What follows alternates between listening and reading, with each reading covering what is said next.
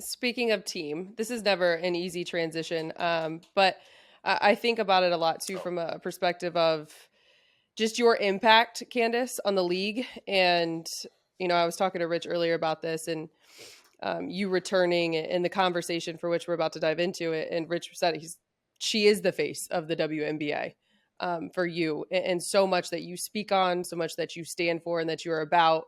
Um, Obviously, what's going on and continues to happen with a sister of yours in the WNBA with Brittney Griner.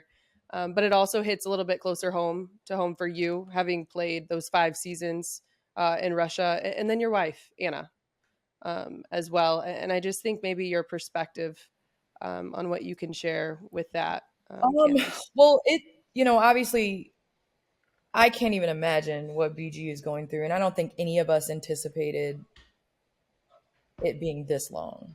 And then the recent news of her being transferred, it's scary for her family. So I think just again, as a players association, tweets every single day and Instagrams every single day, like we just want to get her back home. And then on the other side, my wife and her family, her family's still over there. She hasn't been over there in almost 3 years because she was going through the green card process. And so she couldn't, and then she was pregnant, so she couldn't. And so to not be able to see her family for that long, it's tough. And then also that's her home, and so it's like, we had amazing years there. I mean, for a while, that was Layla's home. That's what she thought of as home. That was the most constant place that we were. So it's really sad, and I hope, in some way, shape, or form, first and foremost, BG gets home. And I hope that we're able to, one day go back there, for my wife's sake, for my son, for my daughter, to be able to kind of like see where An grew up and be able to visit her family and friends. Cause it's just not, it's not an easy situation. And, there's different dynamics and things like that, but it hits close to home just because it is, it is a part of us. My wife is Russian and she's Ukrainian. So it hits, from both sides. That's tough. But I'm glad that the NBA and the WNBA, and it's just been a very unified message. But, I think you guys and your support has definitely helped the NBA.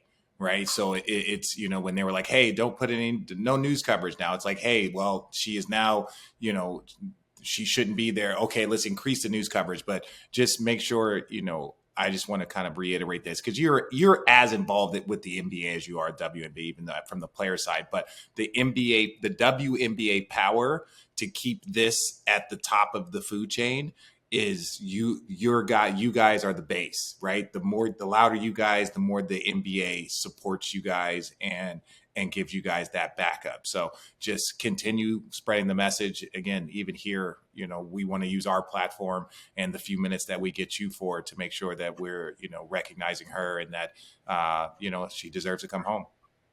And to kind of follow that up a little bit, and it's interesting because I think we live in, Channing and I talk about this all the time at work. Like we live in a society of like social media and hot takes and people's opinions. And, if you want to read opinions for a day, you go under comments and things like that. And it was interesting because I was starting to read some and, some are like, well, she broke the law. And it's like, in America, we have this thing called like the punishment has to fit the crime, right? And even by Russian standards, this is harsh. Even by Russian standards, this sentence is harsh. And even having researched, and having had, I have a wife that's Russian, like by their standards, this is harsh and unfair. And so clearly there's another reason behind this. It's not just, her breaking the law. And so I really hope that, especially they said that they would resume talks after this midterm election. And I hope they resume talks and I hope she gets back as soon as possible.